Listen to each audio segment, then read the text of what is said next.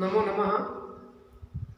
आदर्श शिक्षण संस्थान जोधपुर की इस ऑनलाइन कक्षाओं में सभी का स्वागत अभिनंदन। कक्षा 9वीं विषय संस्कृत। आज अपन पढ़ेंगे संधि प्रकरण के अंतर्गत यण संधि। तो सर्वप्रथम हम यण संधि के बारे में सूत्र लिख करके हम इसको आगे बढ़ा रहे हैं। तो सबसे पहले इस यण संधि का सूत्र है वह है इको यणची। इको यणची संधि का सूत्र है। तो इको यणची में इक बदलता है यण में। इको यणची में इक बदलता है यण में। तो देखिए इसमें इक कौन है और यण कौन है, ये हमें पता करने के लिए माहेश्वर सूत्रों पर जाना होगा। तो हम देखिए माहेश्वर सूत्र की हम चर्चा करते हैं। तो पहला सूत्र है अ इ उ ण, दूसरा है रि लिक रिलिक, तीसरा है एयंग, चौथा है आयंच, पांचवा है हयवरट, छठा है लण। अभी मैंने 1 से लेकर के 6 माहेश्वर सूत्र आपके सामने लिखे हैं। कुल 14 माहेश्वर सूत्र होता है। तो देखिए इसमें इक कौन है, तो हम थोड़ी सी चर्चा करेंगे। इक देखिए ई पहले सूत्र में ई से प्रारंभ हुआ और क पर समाप्त हुआ, इसलिए इक प्रत्याहार कहलाता है। अ इसमें प्रारंभ में नहीं है, इसलिए आपको छोड़ दीजिए। और जितने भी माहेश्वर सूत्र में अंतिम वर्ण जो हलंत का है उसमें वापस कहीं पर इसकी गिनती नहीं होती है। इसलिए एक में देखिए ई उ री और ली, ये 4 हो गए। मैंने आपको पहले कहा अ से प्रारंभ नहीं है, ई से, इसलिए एक प्रत्याहार कहलाता है। इसलिए ये ई उ और अंतिम वर्ण हलंत है, उसकी गिनती नहीं होती है। फिर री और ली ये इक में है। तो इक में कौन हो गया, ई उ री और री। इसमें दोनों है, ह्रस्व भी है और दीर्घ भी है। यानी ई ह्रस्व भी है, दीर्घ भी है, उ भी ह्रस्व है और दीर्घ भी है, री भी ह्रस्व है और दीर्घ भी है। और री वैसे एक ही होता है, तो री भी ह्रस्व और दीर्घ और री केवल ह्रस्व ही होती है। अब ये बदलेंगे यण में। एक बदलता है यण में। तो देखिए यण कौन है, माहेश्वर क्रमांक सूत्र क्रमांक 5 देखते हैं। ह यण है तो य से शुरू करते हैं, हम ह को छोड़ देते हैं, इस ह को छोड़ देते हैं। तो य व र इसकी भी गिनती नहीं होती और इसकी भी गिनती नहीं होती, लेकिन यण है तो य से प्रारंभ हुआ और ण पर समाप्त हुआ, इसलिए य व र ल। तो यण में कौन हुआ, यण में हुआ य व र ल। अब देखिए यण कौन हो गया, य व र ल। ये कौन हो गया, ई उ री ली। अब इस जो यण संधि में है, जो ये सूत्र कहता है वो ये कहता है कि ई के बाद, इन सभी के बाद यदि असमान स्वर आए, असमान स्वर, तो ये क्रमशः किस में बदलेंगे, यण में बदलेगा। यानी इक के बाद यदि असमान स्वर आता है तो इक क्रमशः यण में बदल जाता है। यानी ई किस में बदल जाएगा, ई बदलेगा य में, उ बदलेगा व में, री बदलेगा र में और री बदलेगा ल में। यानी असमान यदि स्वर आता है तो ई य में, उ व में, री र में, री ल में बदल जाता है। यही यण संधि का नियम है। तो एक बार हम इसको ये समझाने के बाद आपको इसका सूत्र का हिंदी में लिखवा देता हूं। ये सूत्र तो इस प्रकार होगा, सूत्र देखना इसको हम। तो हम इसमें लिखेंगे ह्रस्व या दीर्घ, इसको सूत्र को समझाने के लिए लिखेंगे हम ह्रस्व या दीर्घ ई उ री के बाद यदि असमान स्वर आए, असमान स्वर आए तो ई उ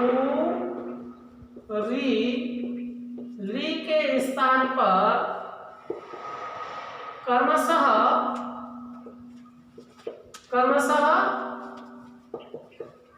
य व र ल हो जाता है,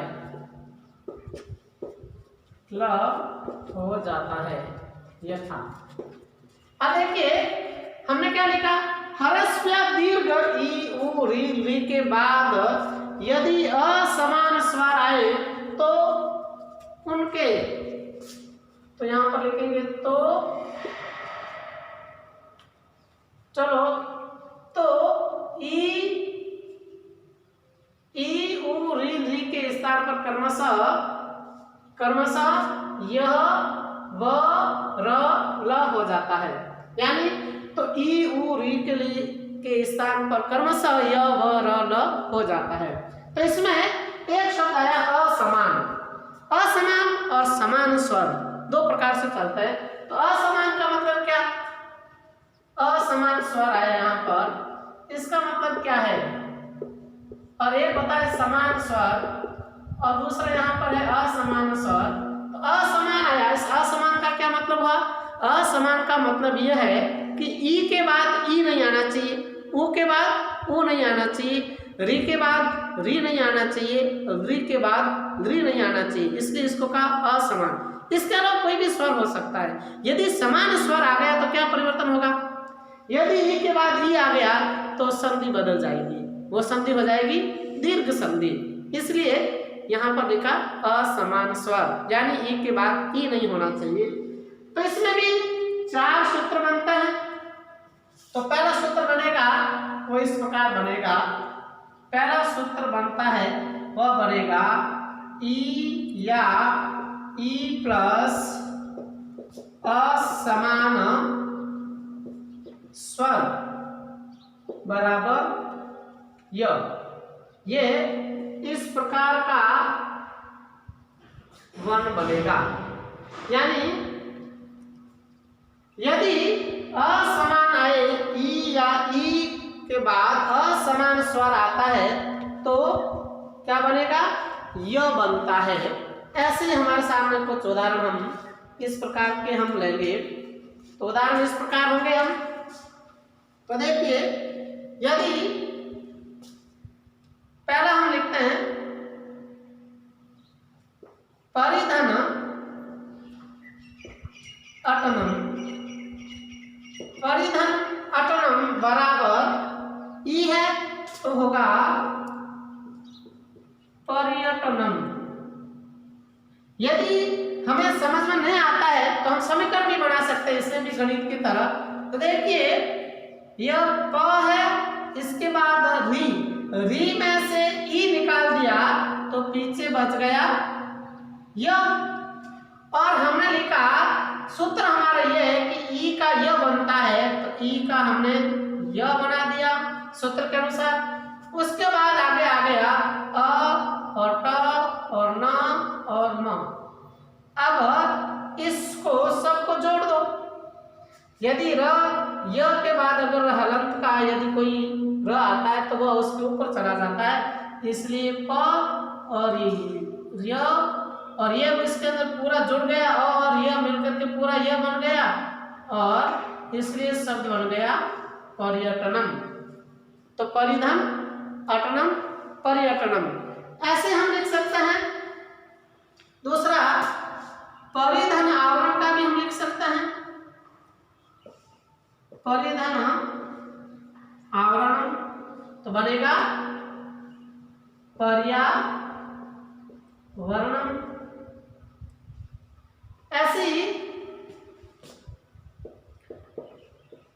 अतिधन आवश्यकम भी लिख सकते हैं या अतिधन उत्तम भी लिख सकते हैं। बराबर क्या बनेगा? अतिधन उत्तम बराबर अत्युत्तम, क्योंकि इसमें किसकी मात्रा लगी है के साथ? उ की। ऐसे हम लिख सकते हैं यदि धन अपि, यदि धन अपि बराबर इसमें बन जाएगा यद्यपि। ऐसे हम लिख सकते हैं इति धन उवाच या इति धन उक्त्वा भी लिख सकते हैं हम। इति धन उक्त्वा बराबर इत्युक्त्वा।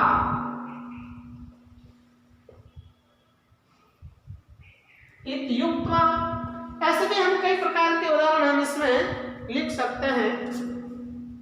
जैसे विधन आकरणः, विधन आकरणः बराबर बनेगा व्याकरणः। लिखेंगे हम विधन आकरणः बराबर व्याकरणः। या आकरणम बराबर व्याकरणम। ऐसे ही हम और उदाहरण इसमें हम इस प्रकार लिख सकते हैं इति धन आदि,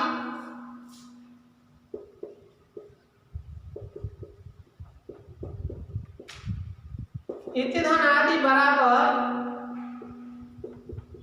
इत्यादि। ऐसे ही अधिधनाक्षः, अधिधन अक्षः बराबर क्या बन जाएगा? अध्यक्ष।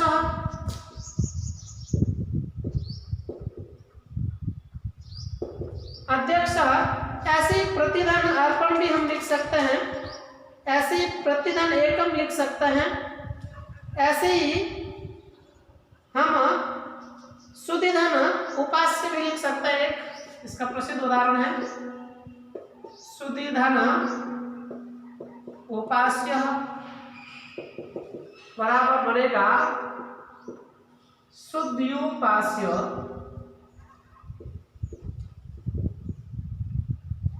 शुद्ध्युपास्य। ऐसे हम इसके अंदर लिख सकते हैं प्रतिधन एकम या नदीधन उदकम लिख सकते हैं। नदीधन उदकम तो हो जाएगा नदयुदकम। नदयुदकम। नदीधन उदकम नदयुदकम। ऐसी प्रतिधन एकम, प्रतिधन एकम बराबर बनेगा प्रत्येकम।